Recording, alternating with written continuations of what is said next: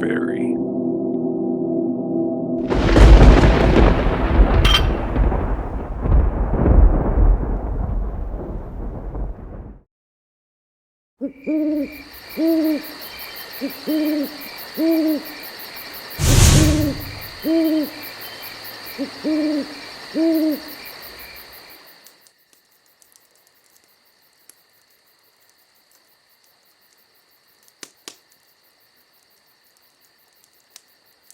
We have a dog. I mentioned him in my other posts. We spoil him a lot too. He used to sleep outside, but after a few days of rainy nights in August, we allowed him to sleep inside. Additionally, he barks at practically everything that passes in front of our house at night, so to shut him up, we kept him in. We used to have a collar and a leash to keep him in place at night. He once knocked over a table and nibbled on my sister's phone when he wasn't tied down. But he didn't like being alone at night downstairs. He used to wake us all up with his whining. We thought he just didn't like being tied down, or wanted to be with us upstairs.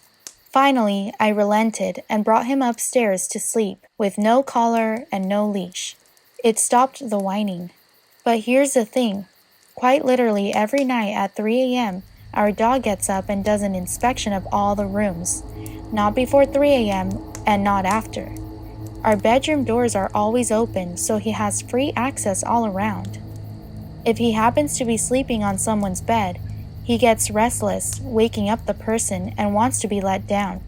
Due to a small accident when he was a puppy, our dog is afraid of jumping down from places, even the small gap from the bed to the floor. But at 3 a.m., like clockwork, he wakes up. When we do let him down, he goes from room to room, then sleeps in the doorway of my parents' room.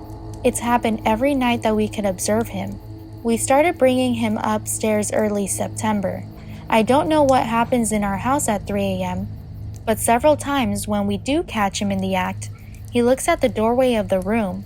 Whoever owns the room he happens to be in would wonder what the hell he's doing, then stares at the person looking at him, then at the doorway again.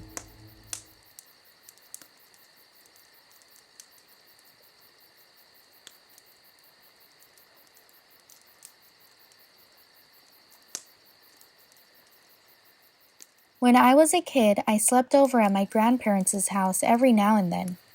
My grandparents' house was about 80 years old and rather spooky looking inside and out.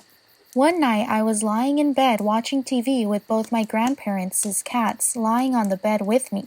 All of a sudden I hear a creaking noise in the floorboard, and the door to the room swung open slowly, all by itself. Not weird at that exact moment, 'cause the house was old. The door sometimes opened by itself, but what happened next was rather creepy. The door usually opened about halfway, then stopped.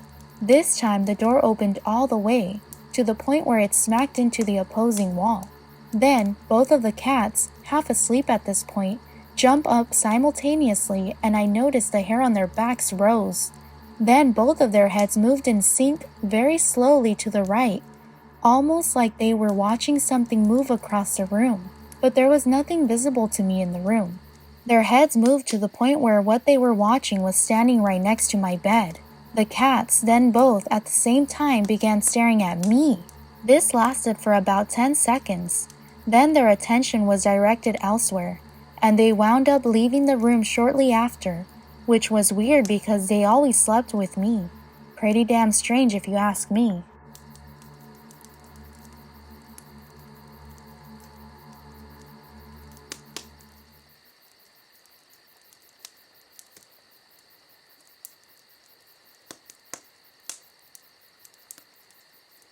We boarded our horses at an old, mostly empty, huge barn because it was cheap and we thought it was a good deal.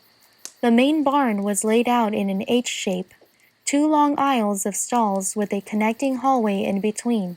Our 4 horses were at the near end of one of the aisles, and a couple more boarders we didn't know were in the mirroring stalls on the other side of the H.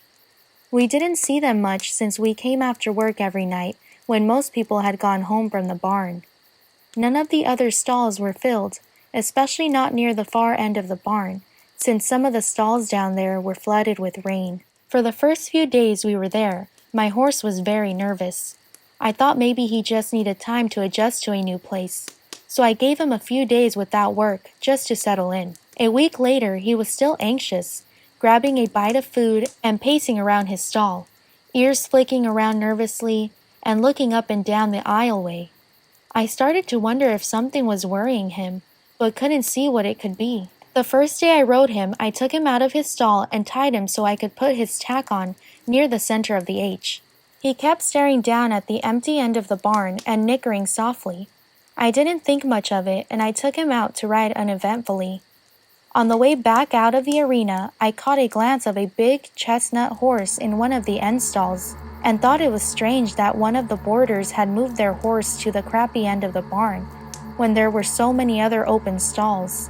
In the next few weeks, I kept looking at him from afar, but since it was about 50 feet away down the aisle, I had no reason to go down to that end, so I never got a good look at him. My horse always stared at that stall whenever he was near. One day I asked my sister about it and said, "Yeah, I was wondering about that too. Why do you think they moved him over by himself?" So we decided to go take a good look at him. When we walked over there was no horse. Did they move him back? Neither of us could remember exactly which stall we had seen him in, and none of the stalls had any evidence of a horse recently occupying it. We walked over to the other horses in the other aisles to see if they'd move him back, but there was no chestnut horse. The boarders only had 3 bay horses, and when we asked them later, they had no knowledge of a chestnut horse in the barn aside from my own.